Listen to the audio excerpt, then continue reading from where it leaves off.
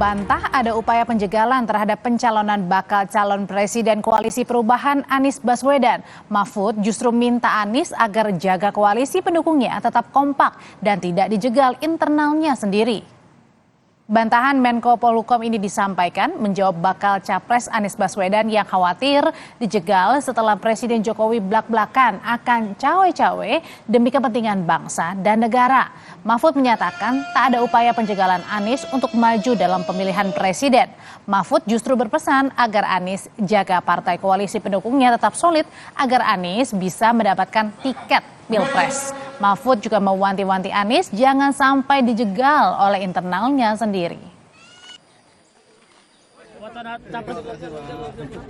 Hari Pancasila dulu, bro. Nggak ada, itu isu politik. Itu bagian dari perlombaan, dari kontestasi politik yang mengatakan ini dijegal, mungkin biar pendukungnya muncul, atau mungkin biar yang milih sedikit. Kenapa dijegal? Karena ini nggak ada. Kalau pemerintah tidak menjegal, misalnya mungkin saudara sih cuma nggak enak mau bilang terus terang, mungkin dari tulisan-tulisan dan pernyataan Denny yang nggak ada yang akan menjegal. Malah saya katakan kepada dia, kamu harus usahakan di dalam berbagai forum agar koalisi yang mendukung Anies itu kompak, agar Anies dapat tiket gitu, tidak dijegal oleh internalnya sendiri. Kalau pemerintah tidak, persilahkan. Menko Polhukam Mahfud MD menegaskan tadi pemerintah tidak menjegal bakal calon presiden Koalisi Perubahan Anies Baswedan.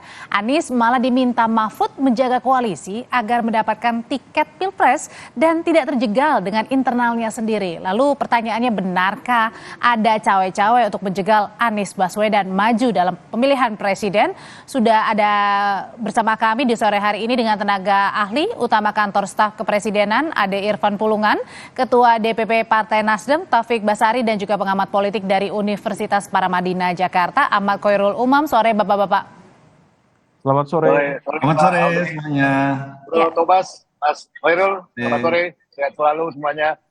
Saya ke Nasdem dulu, Bang Tobas. Bang Tobas, jadi kalau tadi pernyataannya Menko Polhukam, Pak Mahfud membantah adanya penjegalan Pak Anies dan justru bilang jangan sampai ini dijegal oleh internalnya sendiri. Koalisi Perubahan tak solid, maksudnya? Ya, tentunya kita berharap pernyataannya Pak Mahfud itu sesuai dengan fakta yang ada ya.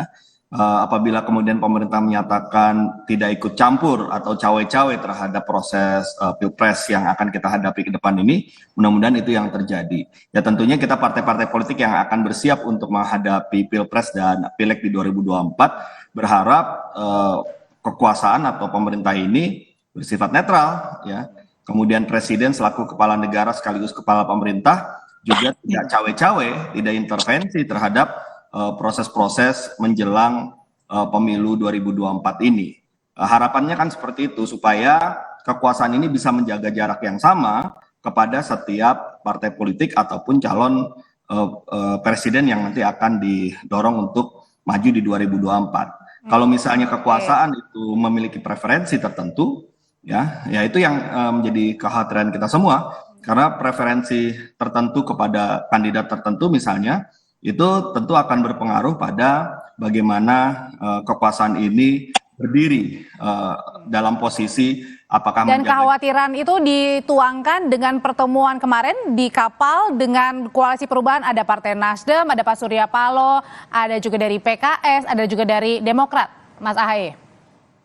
Ya, tentunya ketika kita melakukan pertemuan antara para petinggi partai, ada Pak Ahaye di situ, ada Sekjen Demokrat, ada Presiden PKS dengan sekjennya dan para petingginya, kita menceritakan pengalaman masing-masing apa yang dialami selama ini dalam proses pengusungan terhadap Pak Anies Baswedan ya. Dari cerita-cerita itu kan kita mendapatkan pengalaman masing-masing, apa yang dialami, apa yang... Dan yang dibincangkan itu adalah terkait dengan pengalaman jegal-menjegal itu. Dan ditakutkan akan terjadi di 2024. Ya, saya tidak mencapai pada kesimpulan itu dulu ya. Tapi yang jelas kalau dari pengalaman-pengalaman yang kita hadapi selama ini, ya kita merasa ada ketidakadilan di dalam perlakuan antara satu partai politik dengan partai politik lainnya. Ya, di Misalnya seperti apa Bang? Bisa dikasih contoh perbedaannya? Ya gini saja, yang jelas pernyataan bahwa Presiden cawe-cawe ya di dalam proses menjelang pemilu ini pun sebenarnya kan menurut kami itu tidak tepat ya, karena bagaimanapun kita berharap Presiden bisa menjaga jarak yang sama kepada seluruh pihak, termasuk juga ketika membicarakan persoalan negara, ya itu juga bisa dilakukan secara bersama-sama, jangan karena kemudian memiliki preferensi terhadap kandidat tertentu akhirnya dianggap berbeda dan tidak dilibatkan lagi dalam kita untuk membangun negeri ini. Nah, jadi yang paling penting adalah ya bagaimana kemudian etika politik ini dijalankan. Oke. Jadi ada ketakutan dari Koalisi Perubahan, terutama juga dari Nasdem nih, Bang Irfan, kalau misalnya pernyataan dari Presiden Jokowi tentang cawe-cawe ini justru ada penjegalan, ada keikutsertaan untuk menjegal koalisi tertentu, capres tertentu. Saya kok sore ini mendengarkan penjelasan Bro Tobas ini nggak seperti yang saya kenal Bro Tobas ini, Mbak Audi. Kenapa Bang? Bro Tobas ini yang selalu semangat, optimis ya, gagah dalam menyampaikan pernyataannya. Hari ini kok kayaknya orang yang pesimis ya, terlalu minder gitu. Jadi ada apa ini di diri Bro Tobas ini? Saya jadi tadi mengikuti argumentasinya ini kok nggak yang saya kenal bertahun-tahun, sosok Bro Tobas yang garang ya, aktivis gitu. Jadi ya saya pikir ya dinamika yang di internal itu aja mungkin harus kita pertanyakan gitu. Ada apa sebenarnya internal yang ada gitu. Yang berbeda ya kan? Memang poinnya apa yang ditangkap dari Bang Irfan dari pernyataannya Bang Tobas? Kenapa enggak? Kan sosok Bro Tobas ini orang yang sangat optimis, penuh dengan semangat ya. Pernyataan-pernyataannya coba kita ikutin, argumentasinya itu argumentasi yang maju ke depan gitu. Ya, sore ini saya dengar kok kayaknya pesimis ya. Kan takut karena tadi dibilang katanya itu yang saya kenal, beliau ini bukan seorang yang kekhawatirannya berlebihan, takut enggak. Justru menggebu-gebu semangat gitu. Itu. Jadi tapi kalau tadi disebutkan oleh Bang Tobas, kalau misalnya khawatirnya soal cawe-cawe presiden, soal penjegalan Pak Anies. Ya, kekhawatiran itu datang dari mana? Datang dari internal atau datang dari eksternal?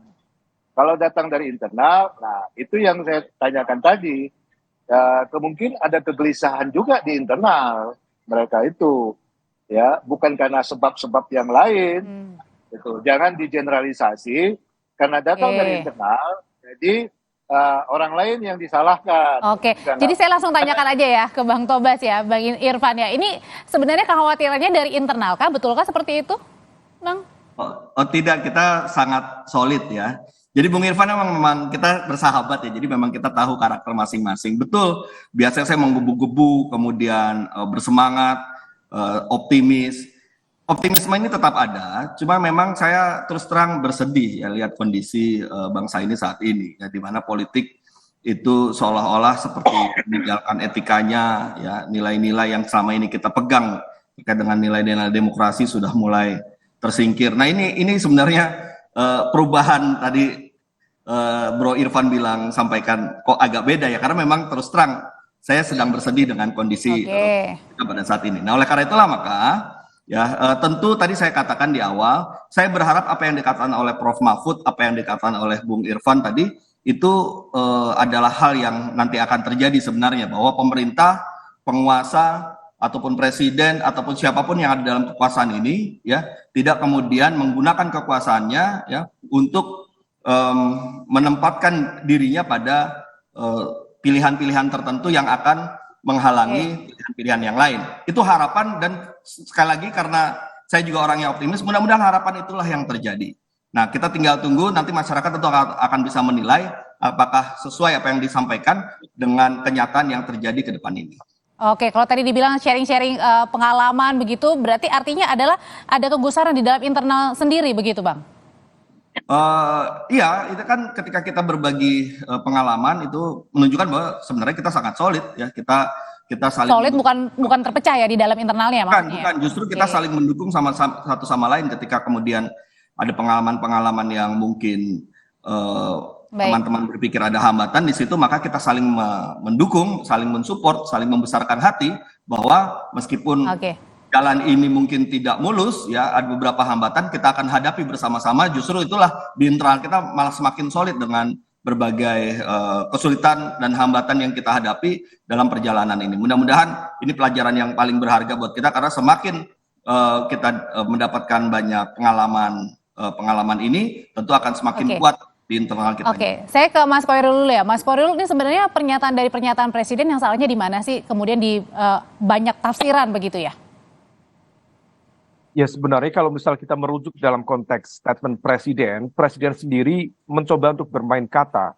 Ketika pada momentum awal Mei beliau menyatakan secara tegas tidak ingin cawe-cawe, tetapi kemudian kemarin 29 Mei beliau menyatakan ingin cawe-cawe, tentu dengan segala penjelasan.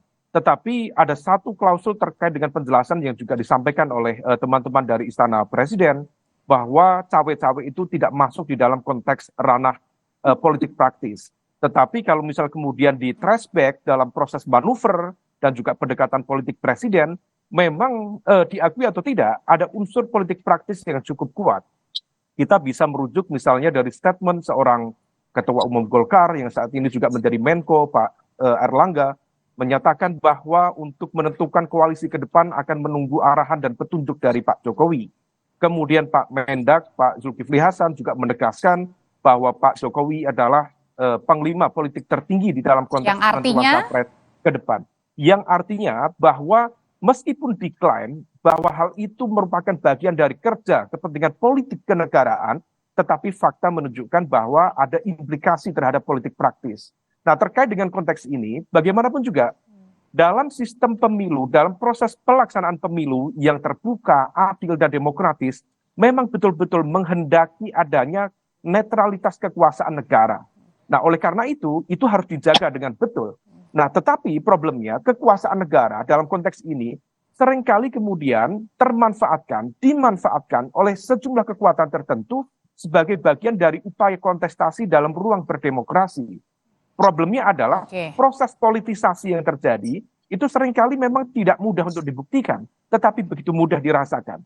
Karena itu politisasi kekuasaan negara seringkali menggunakan the invisible hand. Dan ini terkonfirmasi, misalnya di 2019 yang lalu, ada salah satu partai yang ketua umumnya hampir mendeklarasikan diri menjadi cawapres, mendampingi sosok tertentu. Tetapi begitu kemudian ada proses komunikasi yang kemudian dikabarkan jika kemudian dilanjutkan ada implikasi hukum.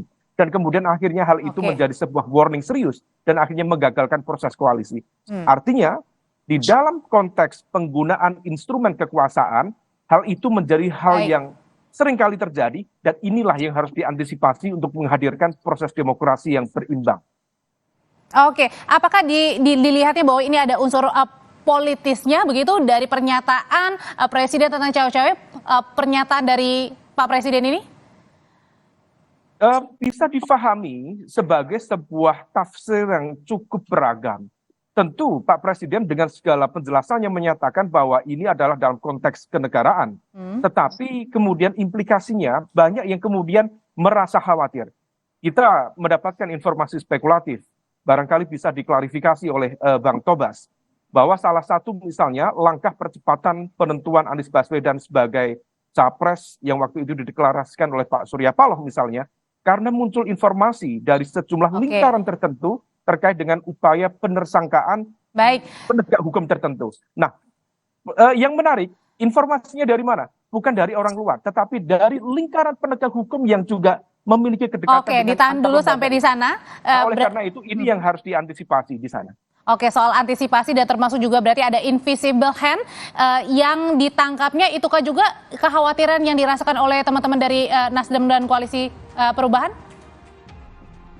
Ya, jadi dari pengalaman kita, karena kita berbagi informasi, berbagi pengalaman, kita dapat melihat adanya pola-pola tertentu yang kita nilai sebagai satu hambatan-hambatan yang kita hadapi bersama-sama.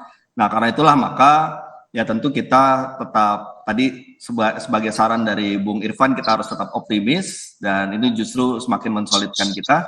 Jadi ya mudah-mudahan nanti semuanya bisa kita hadapi bersama-sama karena kita yakin bahwa apabila kita berada dalam posisi yang benar dan kemudian kita berpegang teguh pada soal invisible hand itu dari pernyataan dari Pak Jokowi, apakah seperti itu? Gimana tanggapannya, Bang Irfan? Begini ya, kalau kita melihat dari sudut pandang dimensi politik, tentu banyak tafsiran ya Mas Hoirul. Semua orang bebas mengungkapkan penafsirannya, mengungkapkan argumentasinya dengan didasari mungkin sumber-sumber yang dia dapatkan. Itu sah-sah saja. Tapi coba kita melihatnya dari sudut pandang jauh ke depannya. Apa itu? Adalah kepentingan negara, kepentingan bangsa, kepentingan kesejahteraan rakyat ini.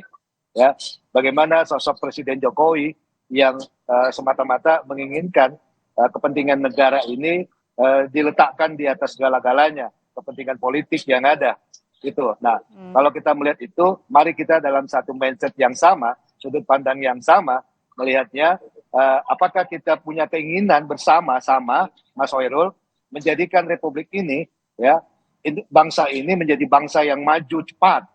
Ya, kesempatan yang disampaikan oleh Pak Jokowi ada waktu 13 tahun ke depannya dengan sebuah kajian yang sudah lama dicermati dan dilakukan, ini yang harus kita lakukan bersama-sama.